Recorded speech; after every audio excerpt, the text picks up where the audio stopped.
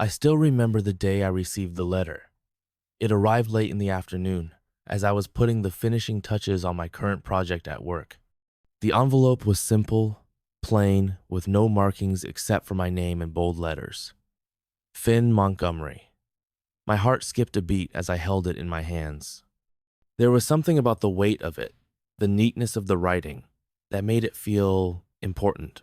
I sat down, torn between curiosity and the usual hesitation that accompanied anything out of the ordinary. I couldn't help but wonder what this could be. Was it an invitation to some event I'd forgotten about? A business opportunity? Or perhaps a piece of news I wasn't quite ready to face? I opened the envelope slowly, the anticipation building with every movement. Inside was a thick, cream-colored card, the words carefully inscribed in elegant script. Dear Mr. Montgomery, you are cordially invited to an exclusive gathering hosted by the distinguished members of the Highgate Circle. We have followed your career with great interest and believe you are a perfect fit for this unique opportunity. Please join us at the Oakwood Manor on the evening of the 20th of this month. Kindly RSVP by the 15th. We look forward to your presence. Yours sincerely, the Highgate Circle.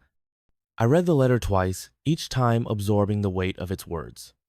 The Oakwood Manor, the Highgate Circle. I had heard whispers about the manor rumors, really. Some said it was an old mansion on the edge of town, and that it was inhabited by influential individuals, members of a secretive, powerful network. A gathering there was not something I had ever imagined I would be invited to. The idea intrigued me. I had worked hard for the recognition I had in my field, but this felt different. This wasn't about networking with colleagues or securing the next promotion. There was something bigger at play here. But what? My first instinct was to ignore it, to forget the invitation and focus on my work. But something kept pulling me back to the idea. What could this gathering be about, and why me? I had to know. The next day, I made my decision. I would attend. But I wasn't just going to show up unprepared. I needed to know more about this Highgate Circle and its members. I spent the next few hours scouring the internet, looking for any information I could find about the circle and the manor. There was almost nothing. Not a single clue about who was behind it, what the circle actually did, or why anyone would choose to be part of it. All I could find were vague rumors and online discussions from people who sounded too nervous to be credible. I decided to reach out to an old acquaintance, Lucia Caldwell, a fellow journalist I'd worked with on a few investigations. If anyone would know something about a secretive group like this, it would be Lucia. I typed out a message, my fingers hovering over the keyboard for a moment before I hit send. Lucia, I hope you're well. I've come across something that I can't quite figure out, an invitation to a gathering at Oakwood Manor hosted by a group called the Highgate Circle. Have you heard anything about them? If you have any information, I'd appreciate it. Her response came quickly. Finn, you're treading on dangerous ground. I've heard of the Highgate Circle, but be careful, this isn't something you want to get involved with. I can't tell you much, but the manor is not just a venue. People who go there, they don't come back the same. You should avoid this, trust me. I stared at her message for a long time, considering her warning. Lucia wasn't one to make idle threats, and her words carried a weight I couldn't ignore. But the temptation was too strong. I had to go. Damn, what was going on? The days leading up to the event were a blur. I barely slept, spending most of my time going over every detail in my mind. I tried to reach out to some of my other contacts. Miles Holden, an old college friend, had become a high-ranking officer in the police force. And if there was anything suspicious going on, he'd know about it. But when I called, he was curt and evasive. Finn, don't get involved in this. Trust me. Some things are better left alone. That was all he said before hanging up. By the time the 20th rolled around, I was more uncertain than ever. Should I go? Should I back out? But there was something inside me, deep pull telling me to follow through. I couldn't stop now. The night was clear and crisp when I arrived at Oakwood Manor. The mansion loomed in the distance, its dark silhouette standing against the starry sky. I was early, but that didn't matter. The house was massive, and as I approached, I couldn't help but feel a sense of awe mixed with unease. As I stepped onto the grounds, The heavy oak door creaked open. A tall man in a dark suit greeted me with a polite smile. "Mr. Montgomery, welcome," he said, his voice smooth but carrying an edge of something unspoken. "We've been expecting you." The words made me feel both welcomed and watched at the same time. Inside, the grand hall was lit by dozens of candles, casting long shadows along the walls. The air smelled of old wood and polished furniture, but there was something else, too, a subtle scent of something I couldn't place. It was almost intoxicating. "Please, come in," the man said, gesturing toward the large dining room ahead. "Everyone is waiting for you." I took a step forward, and as I did, I realized that the people inside the room were not like any I had met before. They all stood in small groups, conversing quietly, their eyes flicking toward me as I entered. But it wasn't their clothes or their demeanor that caught my attention, it was the way they carried themselves. Each one of them seemed to know something I didn't. They seemed to be part of something bigger, something I had no understanding of. Before I could even process it, a man in the center of the room stepped forward. He was tall, with salt and pepper hair and a kind face, but there was an intensity to his gaze that made me uneasy. "Mr. Montgomery," he said, his voice commanding but warm. "I'm Arthur Hawke, the founder of the Highgate Circle. We've been looking forward to having you with us tonight." And with that, the door to my future I never saw coming was opened. I stood frozen for a moment as Arthur Hawke, the leader of the Highgate Circle, extended his hand toward me. His presence was commanding, and despite his warm words, something about his gaze made my stomach twist in discomfort. His eyes weren't just observing me, they were analyzing me, reading me like an open book. "Mr. Montgomery," he repeated, his tone softer this time, as if sensing my hesitation. "Please join us." I forced a smile and shook his hand, feeling a strange chill run through my veins. It was as though the very act of touching him had crossed some invisible boundary I hadn't been prepared for. Still, I followed him into the room, trying to steady my nerves. The others watched in silence, their eyes following my every move, and I couldn't shake the feeling that they were evaluating me, assessing whether I belonged there. Arthur gestured for me to take a seat at a large table where several people were already gathered. They were all dressed impeccably, each person exuding a sense of authority and sophistication. Some of them nodded at me politely, while others seemed more distant, their expressions unreadable. I noticed that one woman in particular, Elena Turner, gave me a long, curious look. Her eyes were sharp, almost predatory, and I couldn't help but wonder if she was sizing me up the same way I felt Hawke had.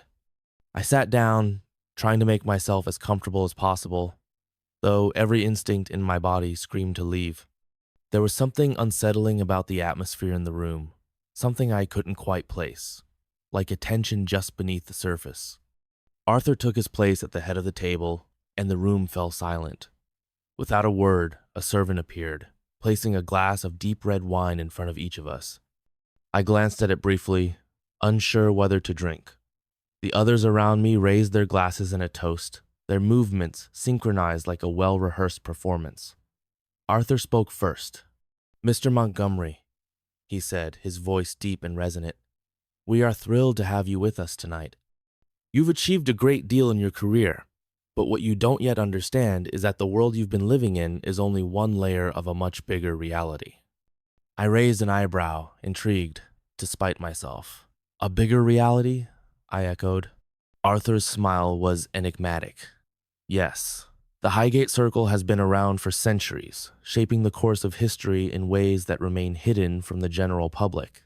You, Finn, have shown potential that we believe can be harnessed to take you further than you ever imagined." The words were cryptic, but there was something in his tone that made them feel weighty.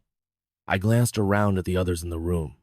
Some of them nodded in agreement, while others simply watched, their expressions unreadable. "Let me be blunt, Mr. Montgomery," Arthur continued, leaning forward slightly. "We've been watching you for some time. Your work, your intellect, your ability to adapt, it's all very impressive. But there's more to success than just what you've seen. We offer you an opportunity to join us and become part of something much larger." I couldn't stop myself from feeling a twinge of excitement. The prospect of becoming part of something influential, something that had been shaping history for centuries, was hard to ignore. But at the same time, I couldn't shake the nagging feeling that there was more to this invitation than I was being told. "What exactly do you want from me?" I asked, trying to sound as composed as possible. Arthur's smile widened, though there was no warmth in it. "We want you to become a member of the Highgate Circle. We want you to help us continue our work that involves guiding the world toward its rightful destiny. In return, you will have access to resources, knowledge, and power that will make anything you've achieved so far seem trivial by comparison." His words hung in the air, heavy with implication. It was an offer few people would ever get, and even fewer would refuse. The temptation to accept was almost overwhelming, but something about the way he spoke made me hesitate. There was an undertone of manipulation, an unspoken sense of control that sent warning bells off in my mind. "What's the catch?" I asked, unable to mask my skepticism. Arthur's eyes gleamed. "The catch, Mr. Montgomery, is that once you enter the circle, there is no turning back. You will be bound to us, and your life will no longer be your own. But the rewards, the power, they will be worth it." I felt a cold shiver run down my spine. The idea of losing my freedom was a terrifying thought, but the lure of power, influence, and the knowledge they promised was intoxicating. I glanced around the room again. Elena's gaze met mine once more, and this time it felt different, more intense.